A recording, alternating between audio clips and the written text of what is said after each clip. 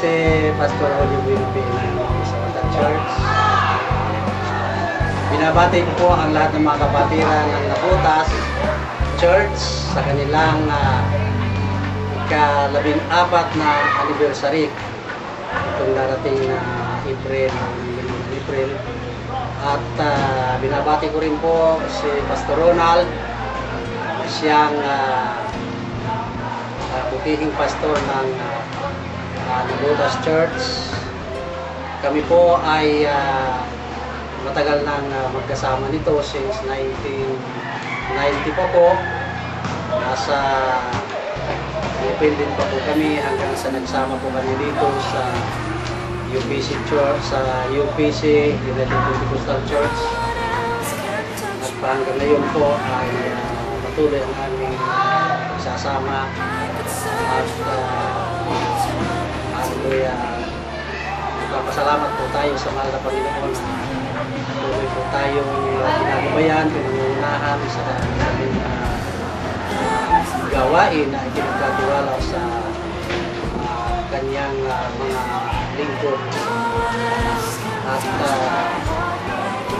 salamat po sa lahat ng mga sumusuporta sa gawain ng Nabutas Church. At po ay nagpapasalamat sa lahat ng mga kapatiran na patuloy na tumutulong, walang asawang tumutulong sa lahat ng mga gawain ng ating Panginoon. Tayo po lahat ay magpapalain ng ating Panginoon sa kanyang mga pangako kung tayo po ay patuloy na magpapagamit sa Ebanghelyo ng ating Panginoon. Ang lahat po ay ini-encourage po namin na maging kaisa sa gawain ng ating Panginoon sa Kristo, sapagkat dito lang po ang ating matatagpuan, tunay na kapayapaan at kaligtasan sa pamamagitan po ng Ebanghelyo ng ating Panginoon sa Kristo. Kaya sa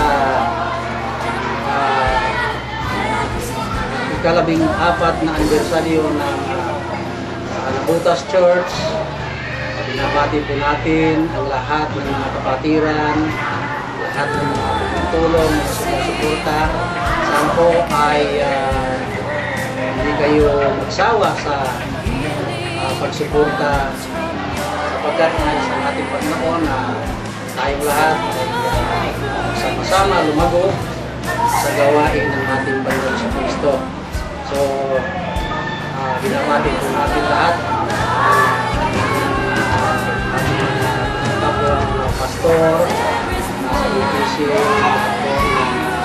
mga invited ng ating butihing pastor, Pastor Ronald, sa kanilang anibersaryo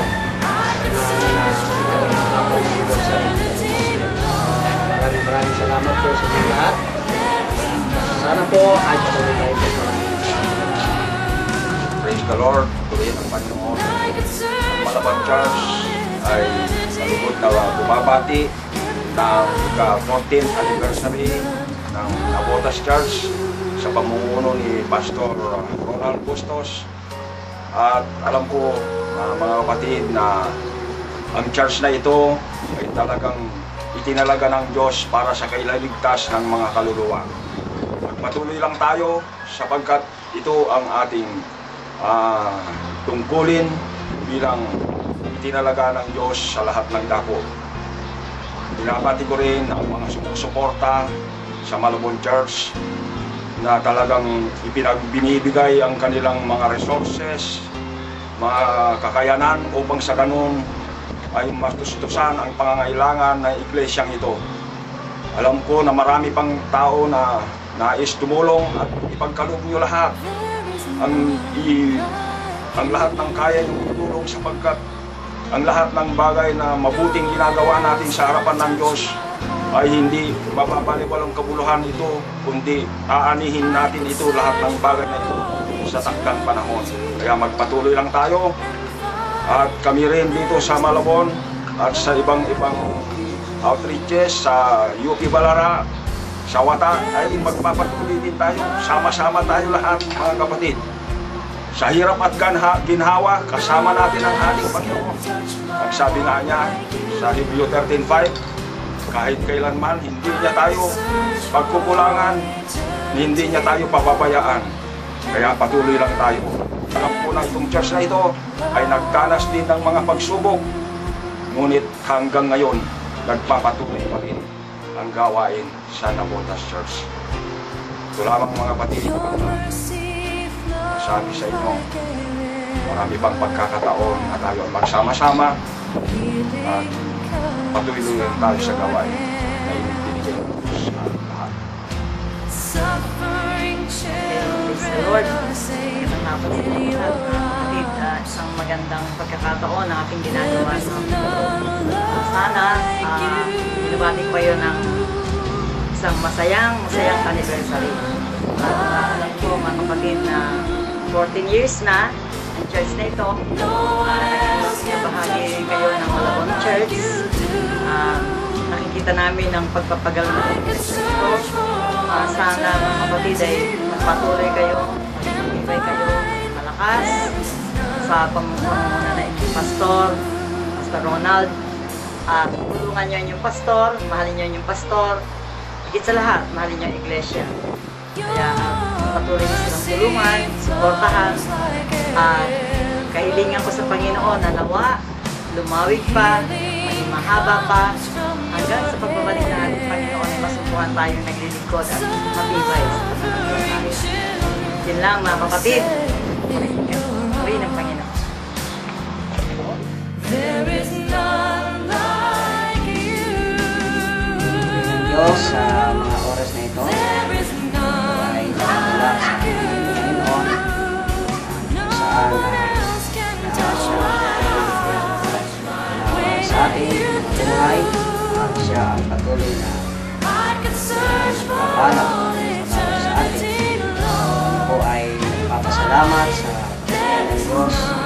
Ang lugar ko ng Navotas Church ay nagdaraos I could search for all 14 na first year anniversary.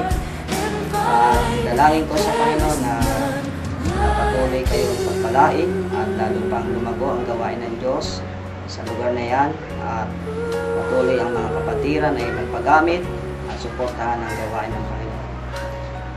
And also in behalf of UPC Balara Saints na kami dito ay bumabati sa inyo ng ika-14 year church anniversary at narito kami na nakasama ninyo sa pananalangin at ang gawain ng Panginoon ay dalangin namin na patuloy na mag-prosper ang Panginoon at maging successful ang gawain ng Panginoon sa inyong anniversary.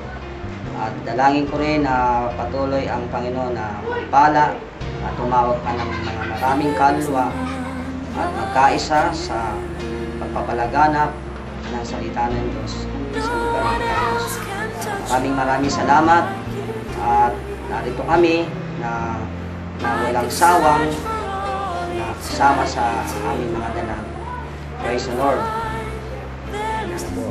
Hello, praise the Lord mga kapatid.